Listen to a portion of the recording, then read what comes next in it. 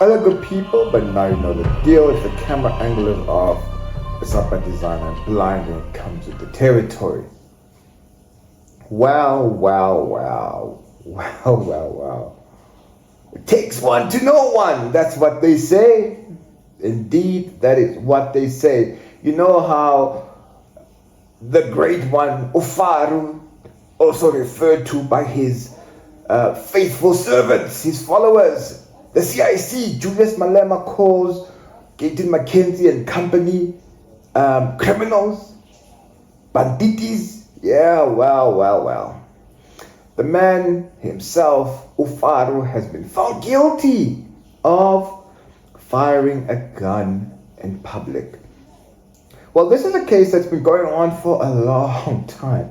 Goodness. I mean, it's as good as the man having served the sentence. I mean, when you consider that he had to leave his lavish estate in Hyde Park to go to Eastern Cape just to attend this matter every so often, that's torture enough, you know? You can just imagine all the funds that have had to go towards this case. Legal fees, bringing in supporters from who knows where, media attention, you know. Oh, and the clothes as well, right? Maybe Louis Vuitton here and there. Anyway, that's besides the point. The point is, the man has been found guilty, and it's been a ridiculous case. Totally, because he was charged alongside his personal protector. We used to call them bodyguards. But yeah, Adriaan Snyman. And the thing that's most bizarre to me, uneducated as I am when it comes to legal matters, stupid as I am when it comes to understanding legalities, also just having limited knowledge, because I just don't get these things, right? This is not my forte. Nevertheless, is the fact that this Snyman fellow shared some of these charges with the great man himself, uFaro, and he was acquitted. And then in a brave act of solidarity, he stood alongside uFaro when he was told that, no man, you are free, you can go. But he was like, no. Nee, ek kan hier staan saam met my CIC. And much to adulations by the fighters themselves, they were quite happy to see this white man bow down to uFaro. You know, that's the power of the man. Revolutionary stuff. Just like the act itself was quite revolutionary when he received the gun from Snyman back in 2018 at an EFF, Economic Freedom Fighters rally, and pointed skyward and fired shots. So, yeah, he was then charged. I'll just mention some of the main ones with, endangering persons and property, and also the unlawful discharge of a weapon, and also just the unlawful possession of a weapon. So I'm not really going to go through the legalities. As I said, I'm quite stupid when it comes to this. So yeah, EFF folks, you can repeat that, but I've already accepted it. What does not make sense to me is the fact that this Snyman fellow, he's just scot-free, right? Not because of the arguments that be made like, oh, how could Julius Malema be found guilty if this man handed him the gun? Because it's quite possible that the gun was legally owned by this man, and he can argue that he thought Julius Malema had a license to carry that type of weapon, right? So I think that's plausible enough, but nevertheless, he wasn't charged with that.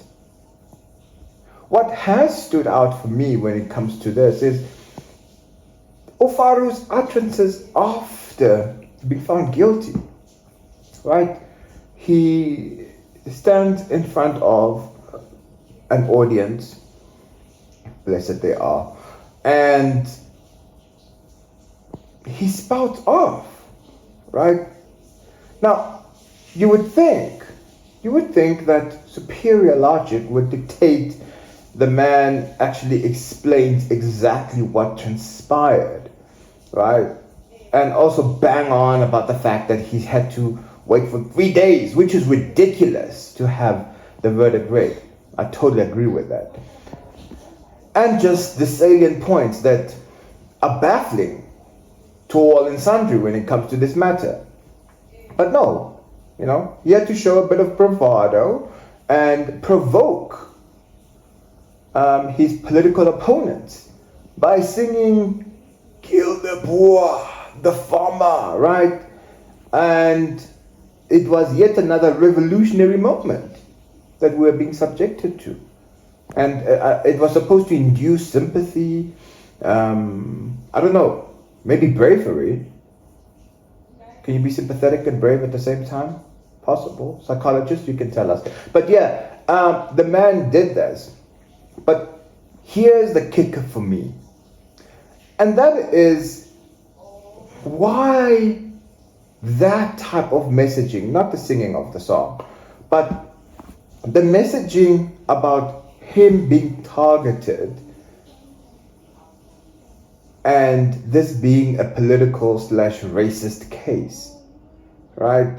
Now, if you want to make a systemic argument in general about the disproportionate targeting of black people and maybe black leaders by the system, etc., then you got to build that case. But here's the problem. The economic freedom fighters, they are reformists. They're not revolutionaries, right? They believe in the system, particularly the judicial system, the criminal justice system.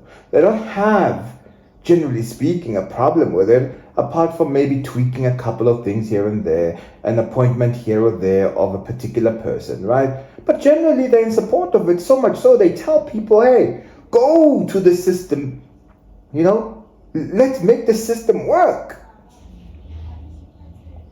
So that's the first point of contradiction. The second one is this whole thing that he's been targeted because he's a revolutionary.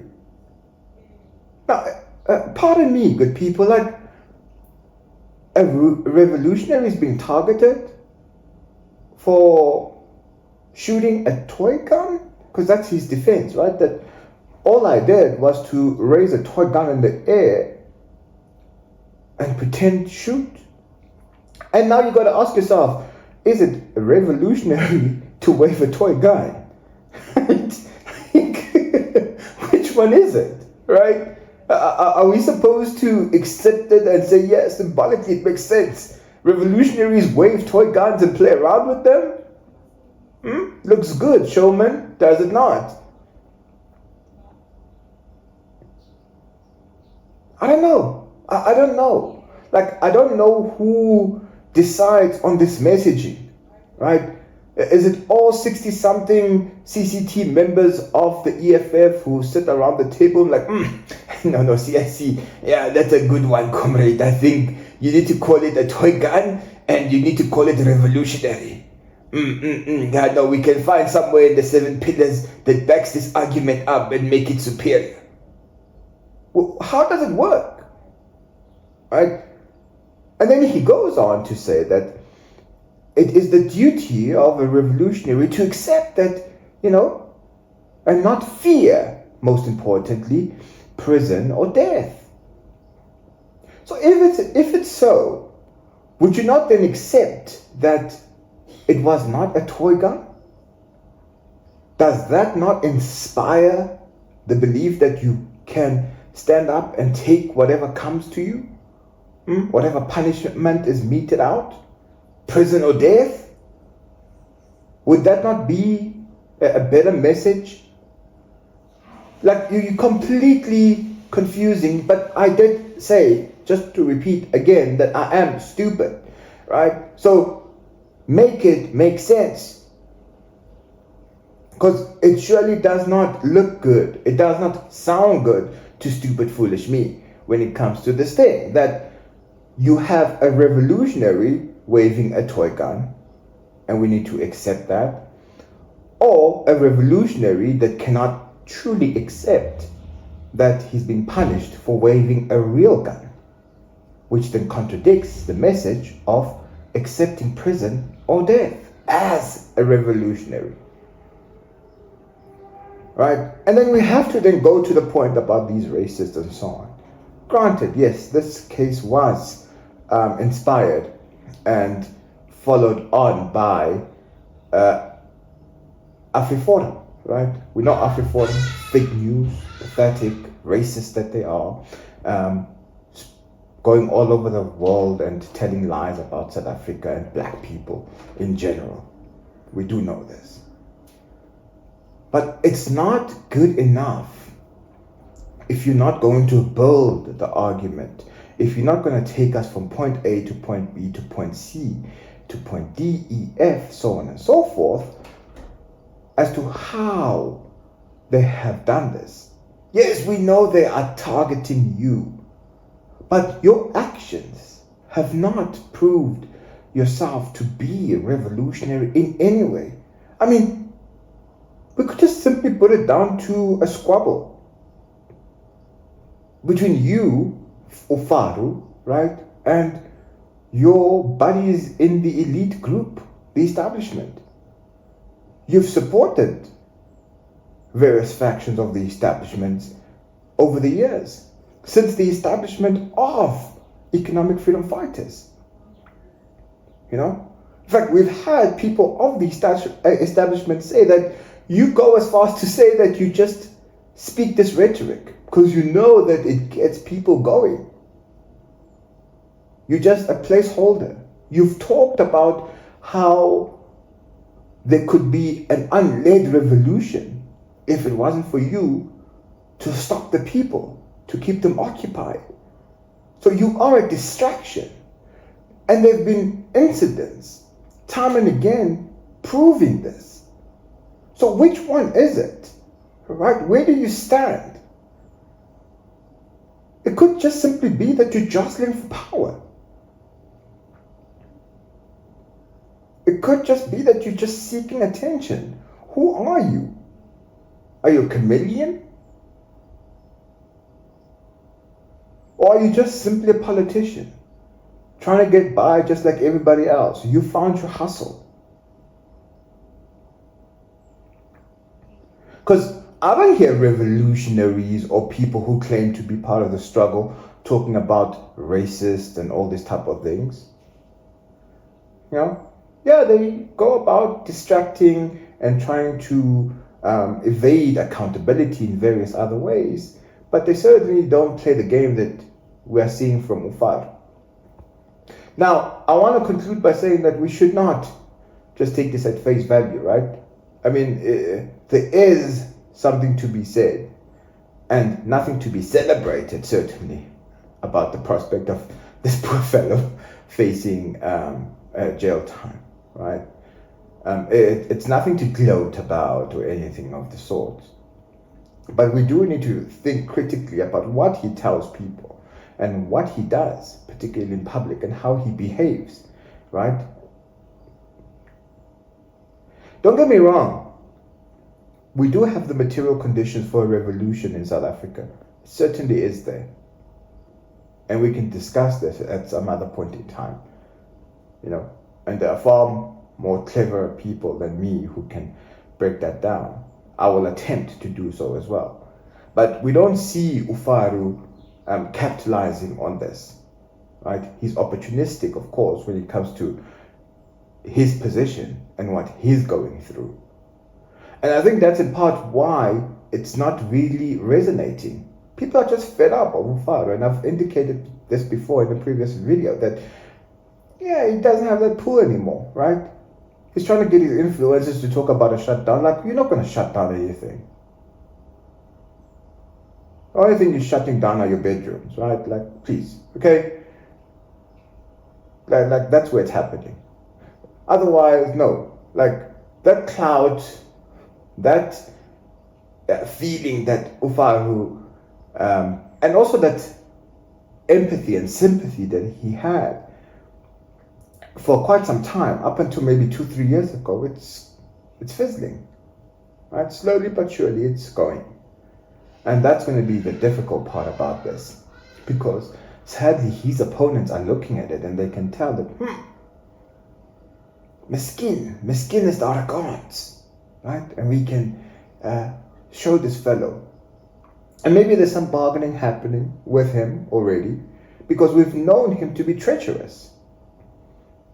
He's betrayed various positions of the struggle from time to time. He has no qualms about that, especially if there's a personal benefit to him. And with that, I do want to say, again, the EFF is not revolutionary. It may have started as a revolutionary idea, but where it finds itself at the moment, they're merely reformists that want to tweak the system and play around with it, change things, but certainly not to upend it, and certainly not to replace it with something else. And that is why they're palatable to certain moderate people within society, right?